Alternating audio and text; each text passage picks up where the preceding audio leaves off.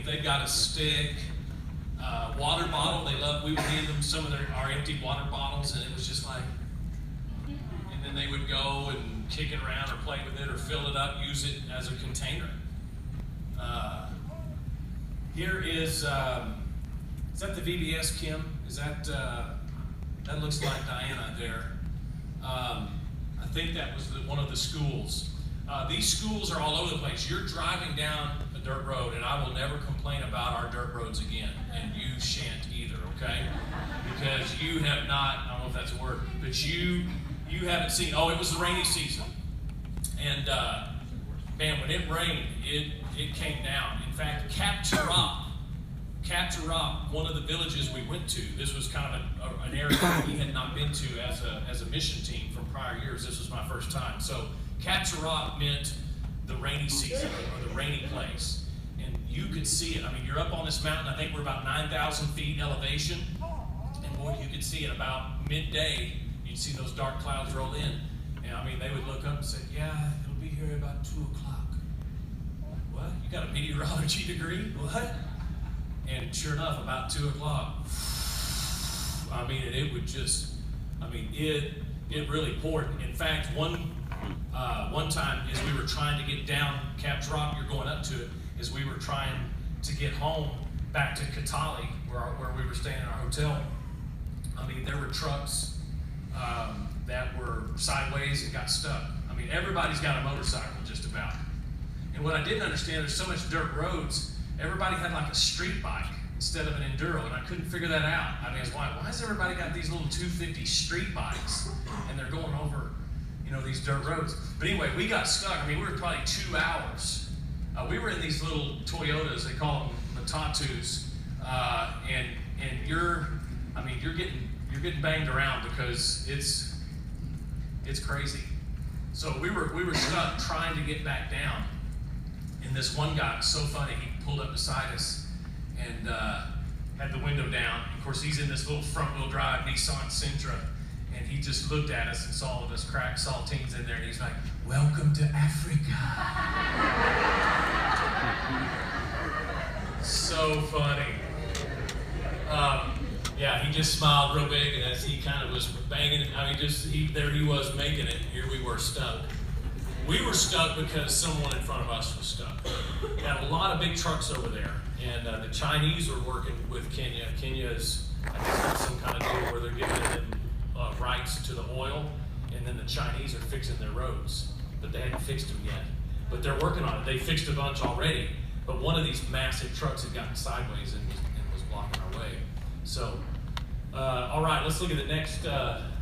There's these kids, and they have these uniforms. They gotta have uniforms to be able to go to the school, and they have to pay for their own uniforms. I'm not sure what the cost is, but that's one of those things. So when you're driving in the village, you see these kids, and they're just, I mean, they're out playing.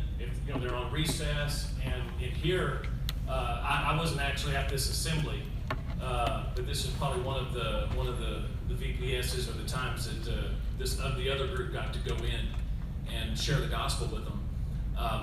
But I mean, they go nuts when the vans come. I mean, they're screaming, "Mzungu, Mzungu, Mzungu!" I mean, it's just, I mean, you're waving like crazy. I mean, it's like I was in a parade. I mean, because they're screaming at you from both sides. And I guess it's kind of a tradition that when Mzungus do go in there, a lot of times people will throw them treats. I mean, we handed out some Bibles. In fact, we handed out over 3,000 Bibles while we were there. I mean, we weren't pitching them out the window. We did a couple of those. But we would throw out little sweets or suckers. And so they would say, "Sweetie, give me sweetie. Sweetie, Mzungu, give me sweets." So we'd throw them out, and then of course they would run and just grab them and then rip the wrapper off with their teeth and just start going to town on it right then. It was so funny. We threw one out and didn't see that there was a second kid. Actually, we threw two out, and one grabbed it for both of them. The driver stopped and said something really mean in Swahili to the kids, and I said, "Paul, what did you say?" He goes, "I told them to share." I said, "Very good." And I mean, and that kid just, I mean, I didn't see it, but after we went, he did it.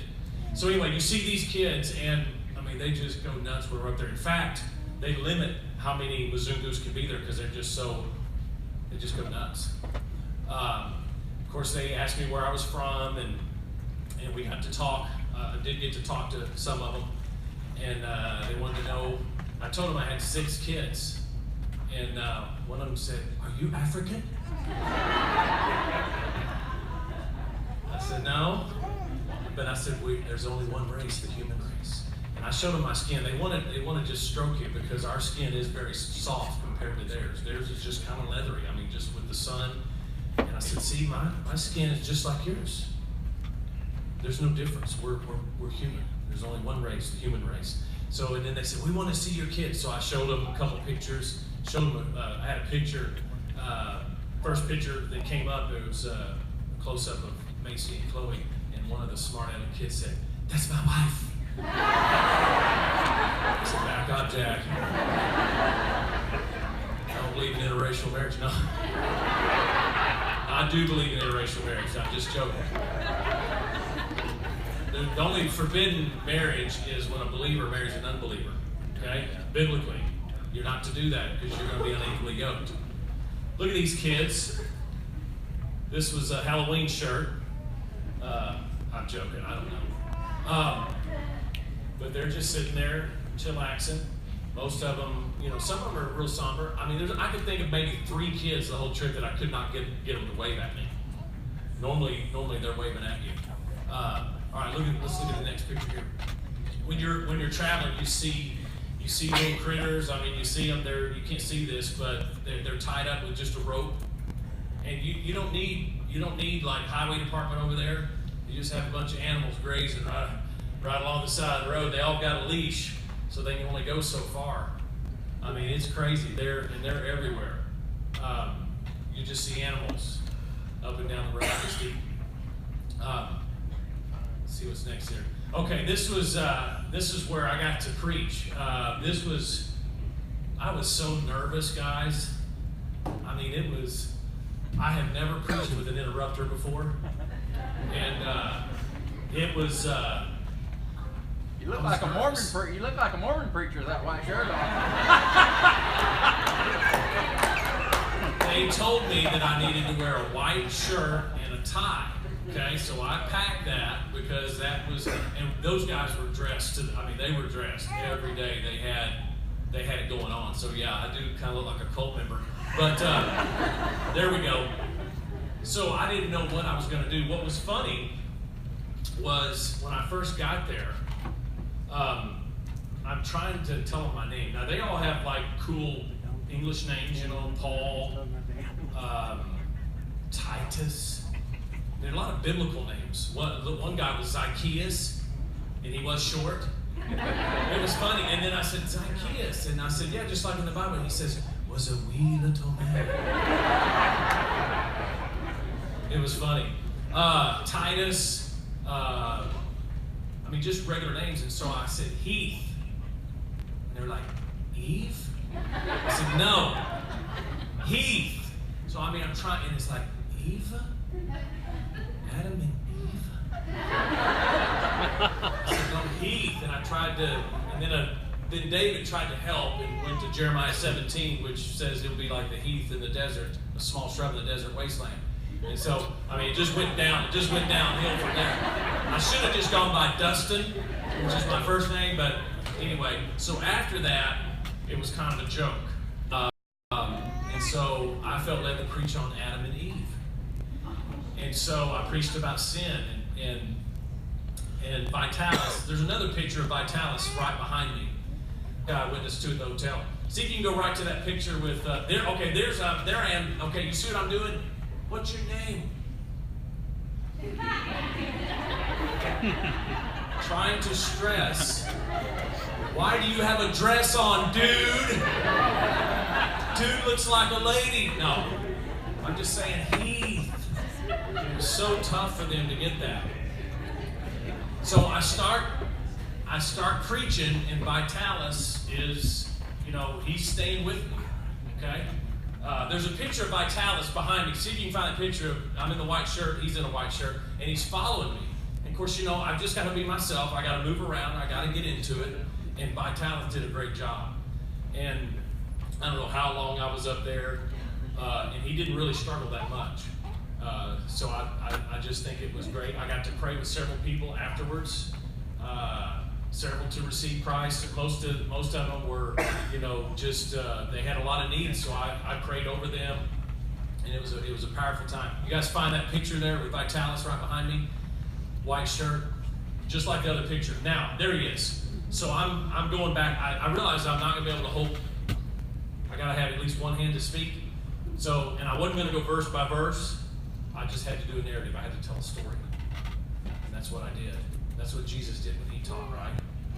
And so I put the Bible down, I preached, and it was, I mean, it was so powerful. But God had to carry me through that because I was, this is so out of my element. And it was so funny. The next day, Zacchaeus came up to me and said, "Oh, you were good yesterday. You were good. You're a professional speaker and actor."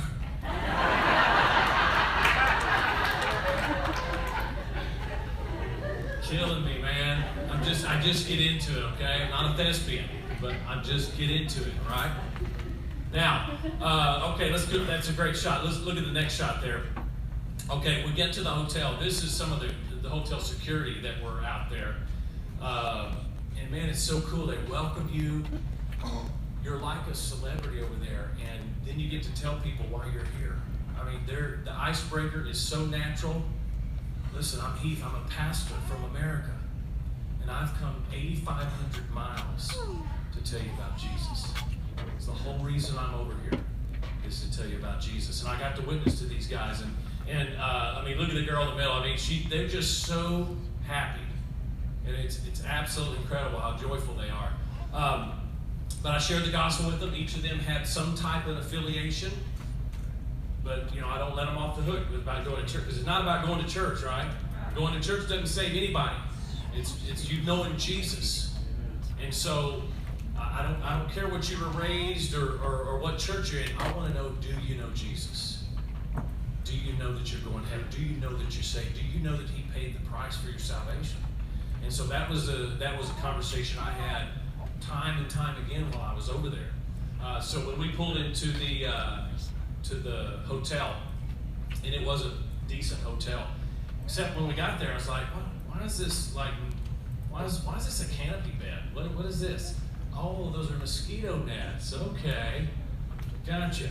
But it was a nice place, although power went off quite frequently.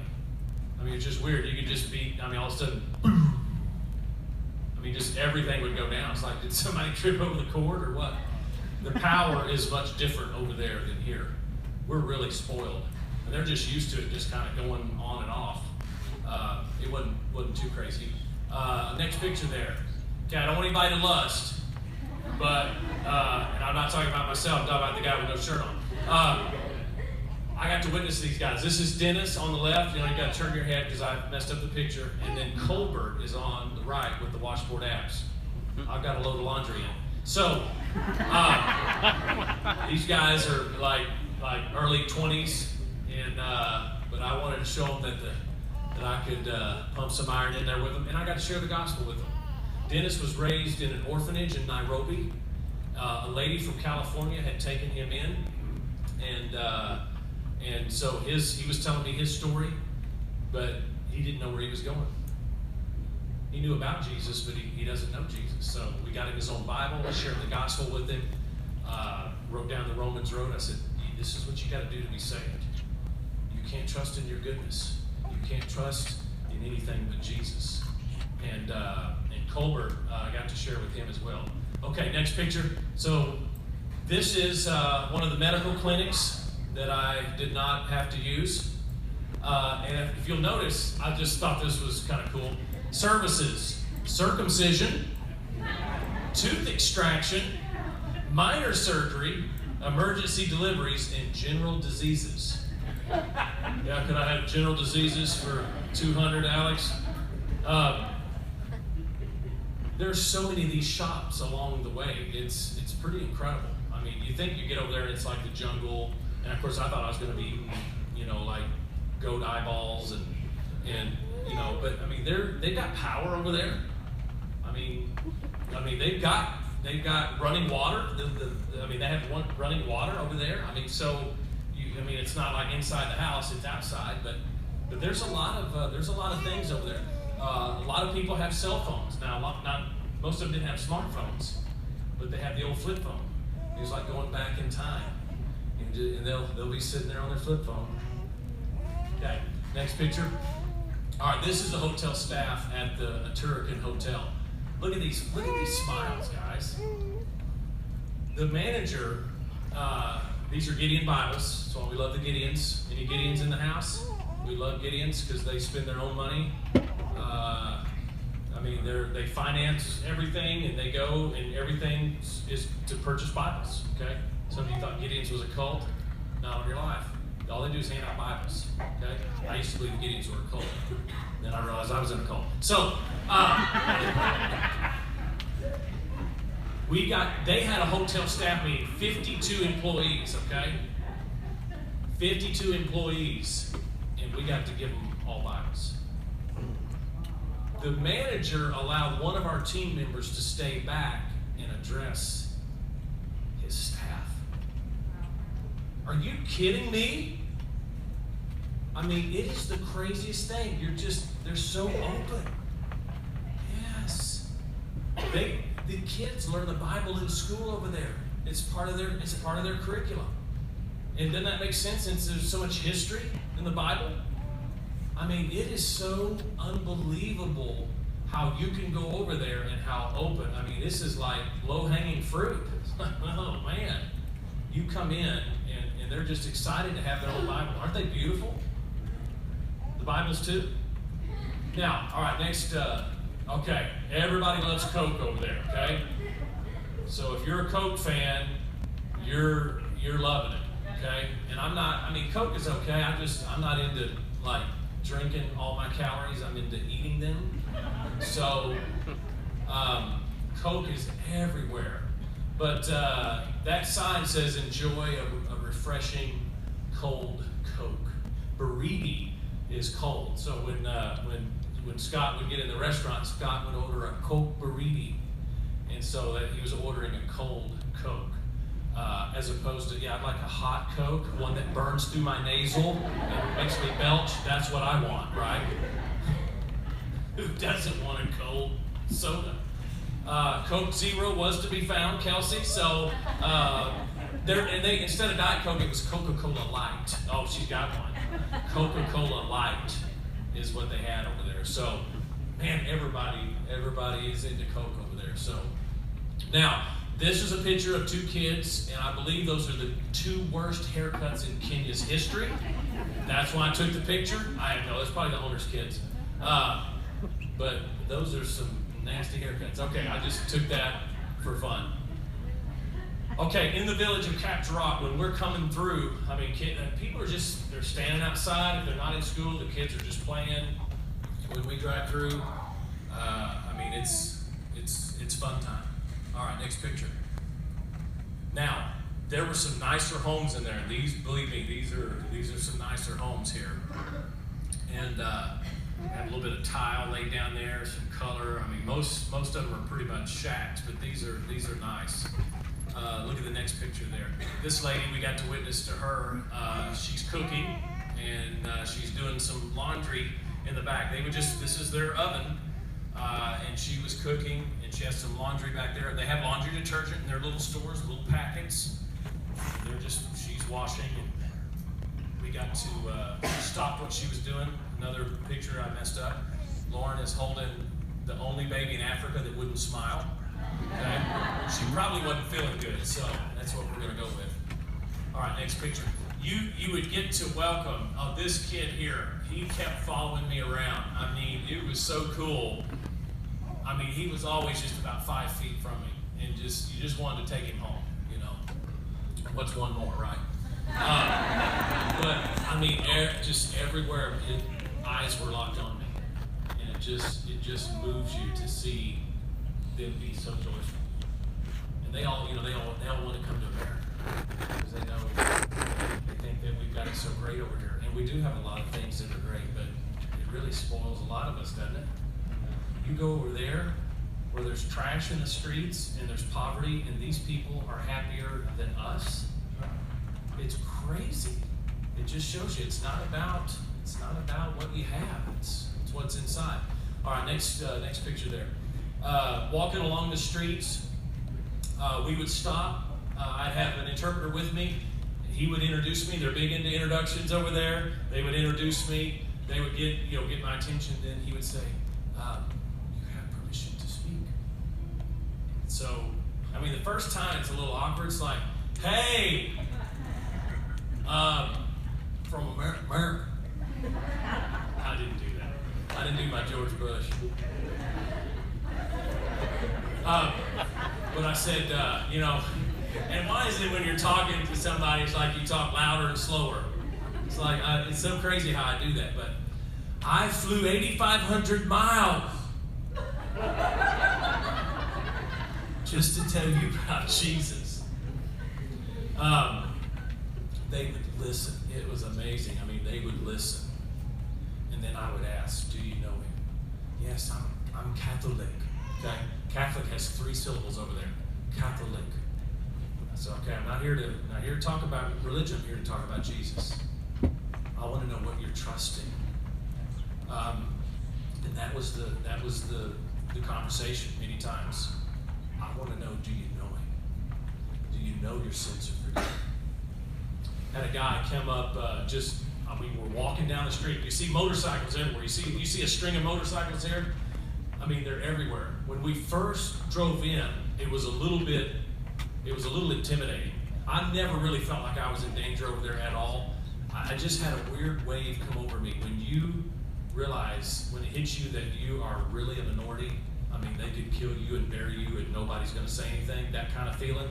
I mean, just when we first came into the village, you saw all of these guys just sitting outside, sitting on their street bikes, and just looking somber. I mean, I was just like, I'm driving straight into Compton. It's like, I could be done. So when you realize that, but then here's what I did. Then I waved. And here's what they did. Here's Ice Cube, yeah. You wave and they go nuts.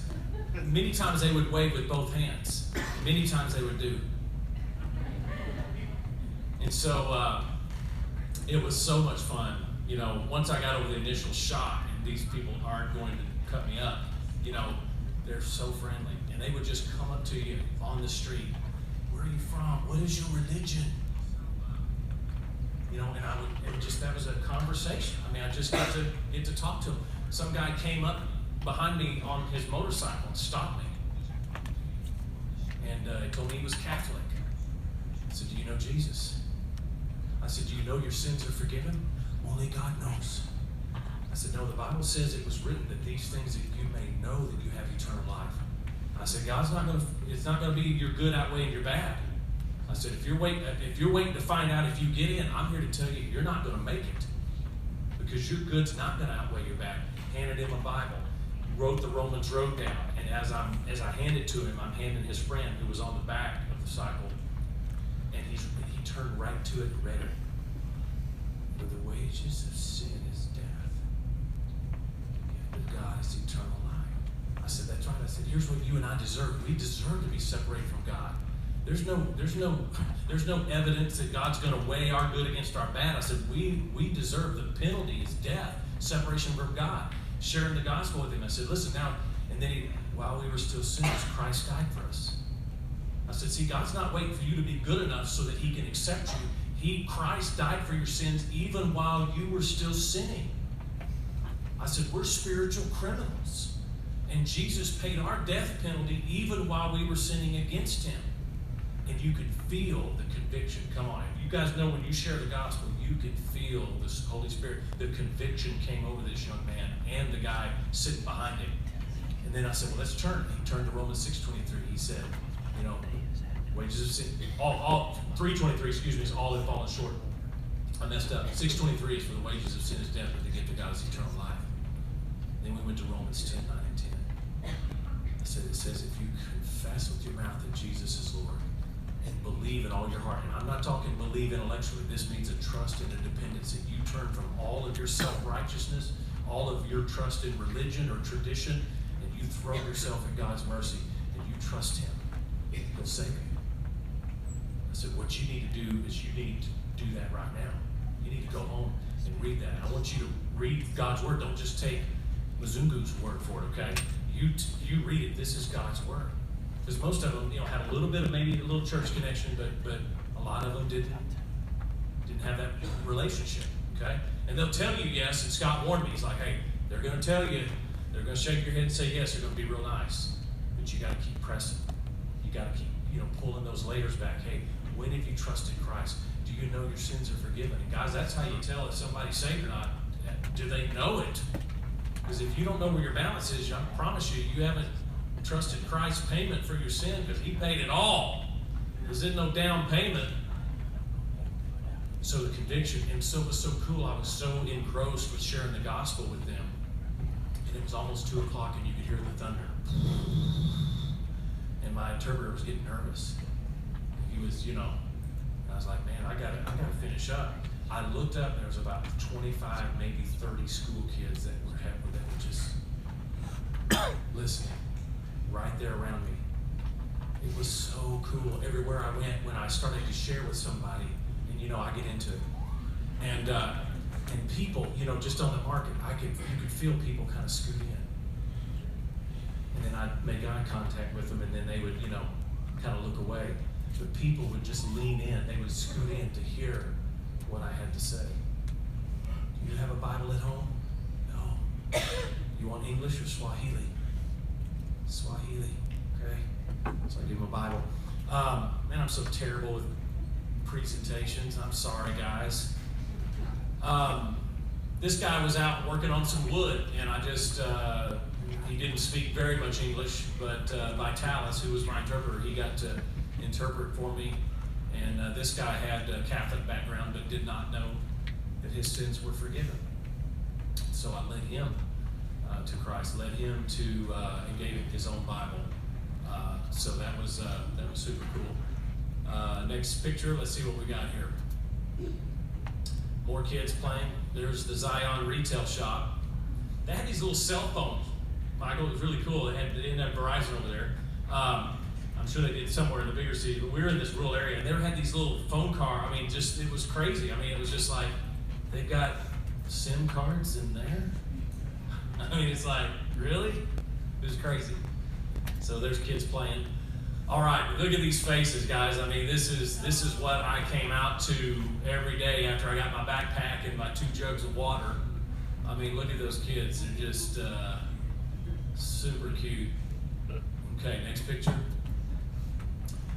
Here's a lady carrying some wood. There's one of the vans right there in the back there, the Toyota you can see. Actually, I think that's Lauren. That is Lauren, isn't it? I think that's Lauren, one of our team members that was trying to show off there and carry some wood. There we go. Let's go to the next picture. Vitalis is on the right, and we were giving a Bible. One of their students that graduated, I was delivering a Bible to one of their students in the Bible school. Okay, next picture. And look at the kids out there playing. I mean, this is pretty typical. We would just walk right in there, and many times they would welcome us into their house. And it was funny. I mean, they would give me the chair. I mean, they would give me the lady would get up. The guy's out working or doing something. Most of the time, this was the ladies that we were ministering to, and they would give me the little stool, and I would share my story. I'd share the gospel. I would share what God's done for me, and then they would allow us to pray over them and pray over their house, and then I would fist bump all the kids. Okay, next picture there. Again, this was on Sunday after I preached, and I mean, it was so funny. I was like, all right, hey guys, let's get a picture. And of course, I started to hold my camera, and they all run on the other side. I was like, no, behind me.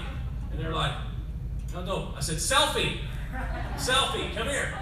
And then Vitalis, he did Swahili and selfie, and they all got behind me. So anyway, that was so much fun with them. All right, next picture. Here's part of the team. This is where we would meet, and we would gather up and get our orders. Okay, we would go out. Scott, his team went to one section. I was teamed up with another one, and we each had our own interpreter, and we would go out kind of 2 by 2, 4 by 4. And I know Scott and some of the other guys got some food offers while they were out. I think a lady wanted to sacrifice a goat for you guys. I was like, I'm allergic now. I didn't get any offers, so I was thankful, because I was a little afraid of, something over there. So I didn't have to ingest anything or offend anybody. But this was part of our team that went out, and they snapped that picture for us. Okay, next picture. Let's look. There's these little round huts. These are kind of nice. I'm not sure where we were there, but I think that ministered to me, so I took the picture. Okay, next. Now, when you're traveling, you see a lot of this. I mean, you'll see, you just see like this big, huge garage sale. You just see all these clothes. You see furniture on the side of the road. It's really crazy, but you'll see there's the general shop there that has a little bit of everything. I mean, there's just, when they go to market, now. It's serious. Okay, next picture, let's look. And here's the highway department, and the donkeys are eating the grass. People just lay down, when it's time to nap, they just kind of hang out and lay around. Okay, let's see what else. Okay, when we got down to the safari, it took us about 6 hours on this dirt road, and I never will do that again. Okay, if I go back, I'm flying. That was the longest 6 hours. I mean, it's like you're like on a wooden coaster. I mean, wooden coasters are cool for like 60, 80 seconds. 6 hours. I mean, my gluteus maximus went numb to where it hurt, okay? I've never experienced that before. And then I asked Paul, my driver, that he heard me kind of shifting around or complaining. He's like, we call this the African massage. 6 hour massage. That is about as close as you want to get to one of the hungry hippos. We stayed in a hotel. It was the last part when we got down to the safari. We stayed in something. It was really nice. I couldn't send pictures because I know you guys it would cause you to be envious. And I mean, it was like Bass Pro of Africa. I was like, goodness. It was really nice. Somebody negotiated a great price because there was 34 of us. But we got there. But then when you went to your room, I mean, the rooms were out. You had to go outside, and you had this guard with a flashlight and a billy club.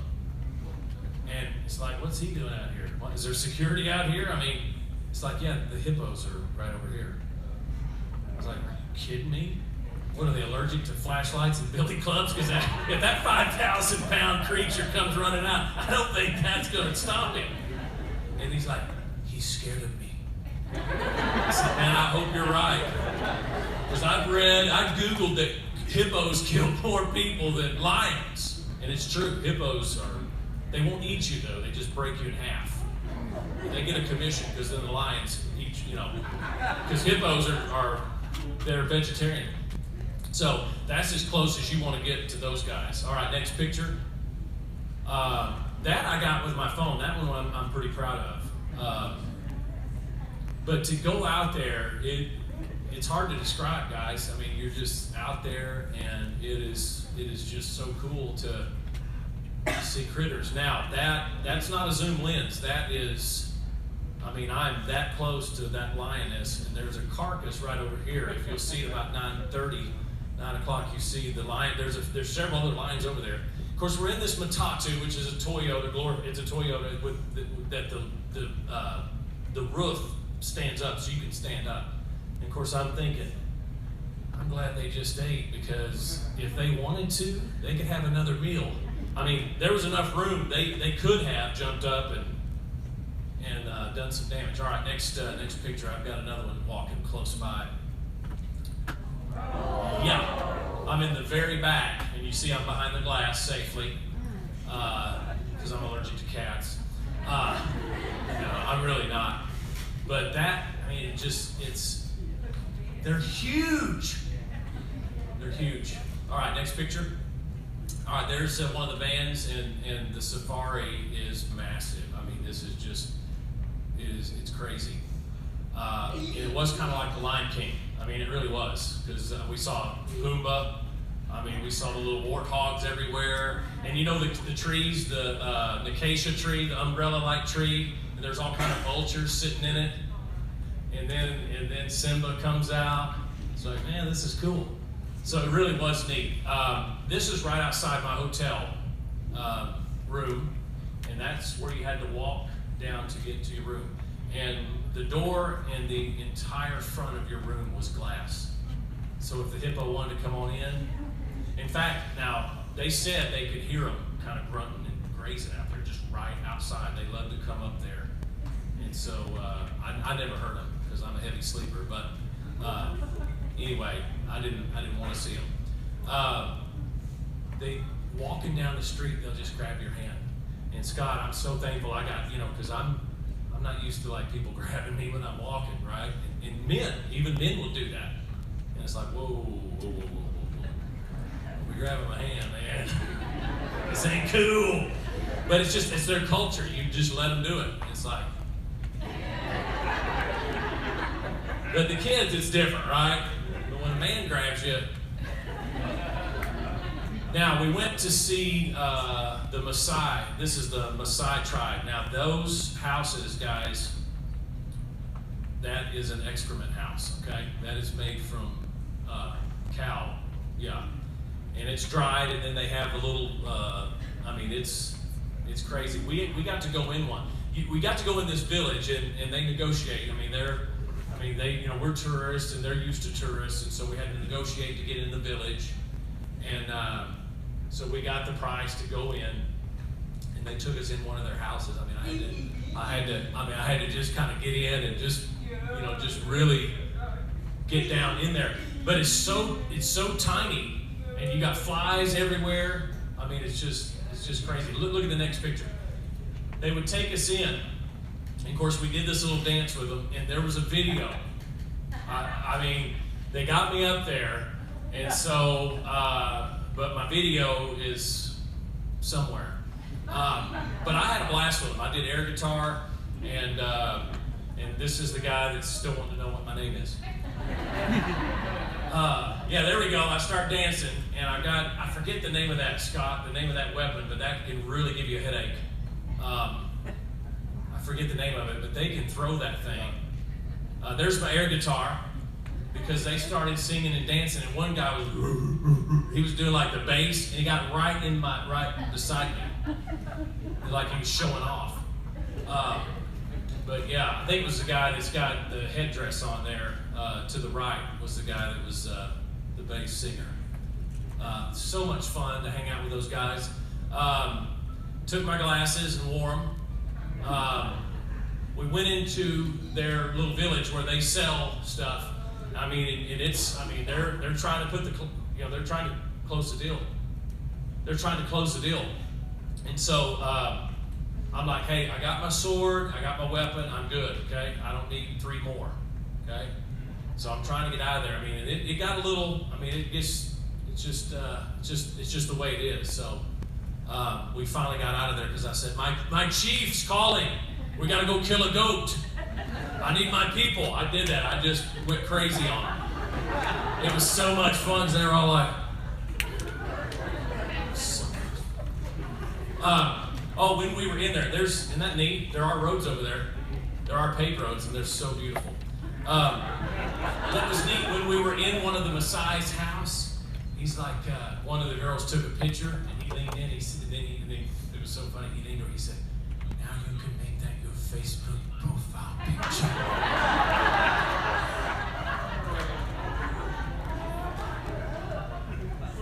Crazy. picture I got? Okay. One of the funniest things that came up was this government official. He was in this Land Rover, and he came up and asked me where I was from, and I said, from America, from the United States. And he said, how is my friend Obama? I left that one right there. It's his grandmother lives right down the road, I think. Anyway, so when you go, guys, everybody needs to go to a foreign country. Number one, you come back and realize how rich we are. Number two, you come back and realize how spoiled we are. These people were willing to listen to me. I mean, and I'm so thankful you guys are willing to listen to me. And no one, I mean, they're so hungry for the gospel.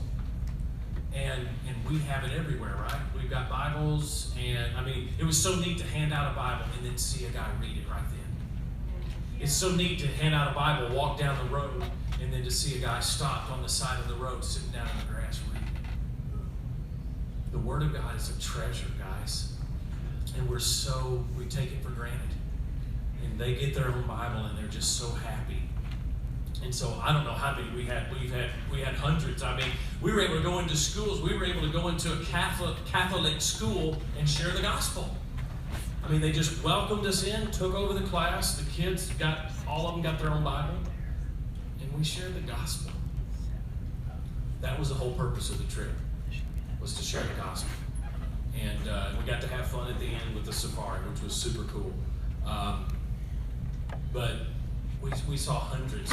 You know, our group saw probably about 40 get saved. We just went around and invited people to come.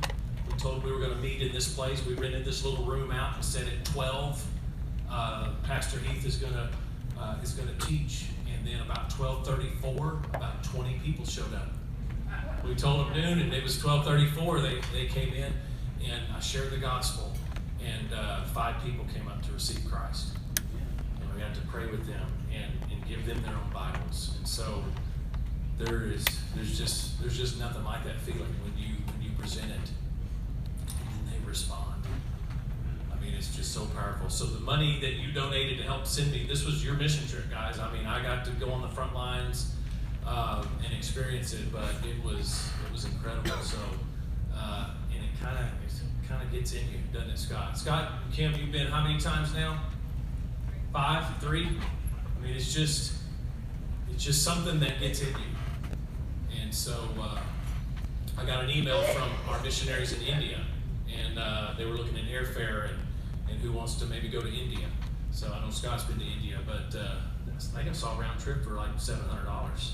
So, but anyway, now that I'm this world traveler, now they're wanting me to come a little further over to India. So.